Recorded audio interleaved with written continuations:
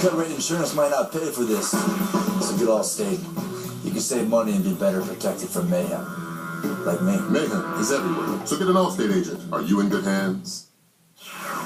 In tonight's episode of the Politics of Religion, the Bible strikes again. It turns out there is no better way for a pastor to get kicked out of the inauguration ceremony, no better way to do that than quoting the Bible. That's what Louis Giglio of Passion City Church in Atlanta did to get knocked out of this year's inauguration.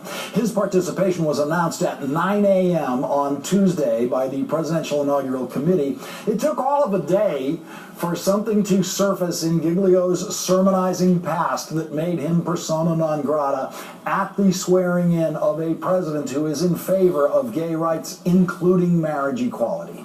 Josh Israel, senior investigative reporter for Think Progress, posted this story yesterday that forced Giglio to withdraw today. With it, Josh posted a transcript of a 15-year-old sermon that emphasized Giglio's, quote, rabidly anti-LGBT views, including this tidbit about the gay rights movement. That movement is not a benevolent movement, but it is a movement to seize by any means necessary the feeling and the mood of the day, to the point where the homosexual lifestyle becomes accepted as a norm in our society and is given full standing in any other lifestyle as it relates to family. Of course, Giglio is wrong about the gay rights movement, but only actually half wrong. He says the movement is not a benevolent movement, and that is simply not true. It is a movement filled with and about benevolence. But the rest of what he says is actually true. It is a movement to seize by any means necessary the feelings and the mood of the day to the point where the homosexual lifestyle becomes accepted as a norm in our society and is given full standing as any other lifestyle as it relates to family. The by any means necessary bit is a little rhetorically over the top, but yes, we do want to create the feeling that the gay lifestyle is an acceptable norm in our society and is given full standing as any other lifestyle. That is exactly what the gay rights movement wants and what it has been successfully on its way to achieving for years now. Here's some more of what Giglio got caught saying that got him kicked out of the inauguration.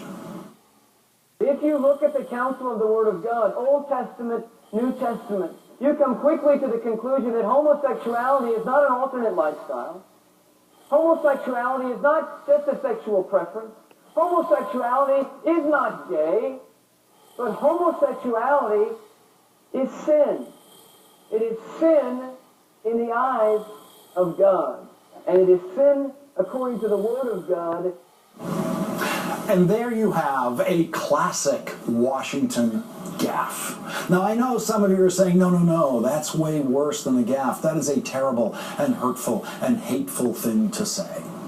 But this program uses the definition of Washington gaffe written by the brilliant Michael Kinsley nearly 30 years ago. The Kinsley definition of a Washington gaffe is not when someone lies, but when someone tells the truth. And the truth is that homosexuality is a sin in the Bible. In his sermon, Giglio quotes Leviticus chapter 18, verse 22. You shall not lie with a male as one lies with a female. It is an abomination. Giglio also cited the New Testament, 1 Corinthians chapter 6, verses 9 and 10, which presents a list of immoral behaviors. And right in the midst of that passage, right in the midst of that verse, it says, and those who are homosexual. It's clear. Now, I heard that, and I didn't think the word homosexual appeared in the Bible, and so I checked it today. Where he says the word homosexual, the Bible actually uses the word effeminate. Now, it turns out there are some very new versions of the Bible that do use the word homosexual now instead of effeminate.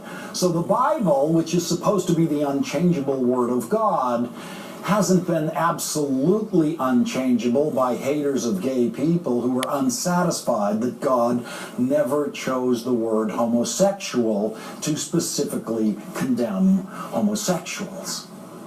Poor Addie Wisenant, the spokesperson for the Presidential Inaugural Committee, was forced to put out this utterly ridiculous statement today. We were not aware of Pastor Giglio's past comments at the time of his selection, and they don't reflect our desire to celebrate the strength and diversity of our country at this inaugural. As we now work to select someone to deliver the benediction, we will ensure their beliefs reflect this administration's vision of inclusion and acceptance for all Americans, and not the Bible's. In other words, we will ensure that whoever delivers the benediction rejects the same parts of the Bible that President Obama rejects and most Democrats reject, even though every word of the Bible is the Word of God. As I've pointed out in many previous episodes of The Politics of Religion, no one accepts all of the teaching of the Bible. No one. There are no literal followers of the Word of God as presented in the Bible left on earth. If there were any, they would have to be burning people at the stake all day, every day. For example, the Bible orders that prostitutes be burned at the stake. The Bible orders that the penalty for adultery is death. The Bible orders that the penalty for not observing the Sabbath is death. The Bible has more death penalties in it than Texas law. And there is no Bible-thumping church in the world that follows the Word of God on all those death penalties. Not one. Still, the president, following one of our most absurdist traditions in the government that invented the separation of church and state, will put his hand on this book, filled with things he does not believe, filled with things that no one in the United States of America believes, and with his hand on this book, he will recite the oath of office. And his hand on this book is actually supposed to make you believe that he really believes what he is saying in the oath of office, even though the book is filled with things that you and he do not believe. Now, wouldn't it be better if the president's hand was on the shoulder of one of his daughters, suggesting that he was honoring the oath of office as much as he honors Sasha and Malia? This time, as it was last time, for the first time in history, the book will be held by a first lady who is a descendant of slaves. But the holy book she will be holding does not contain one word of God condemning slavery. Not one word.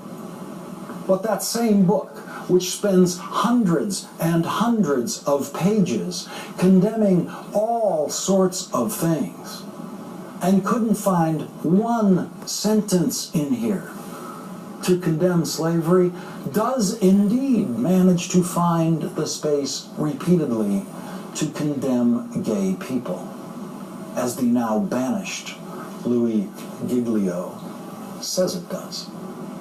And as the First Lady is holding that book for the president, sitting somewhere near them will be a pastor who the Inauguration Committee will make sure is much more adept at hiding what that book actually says than Louis Giglio was.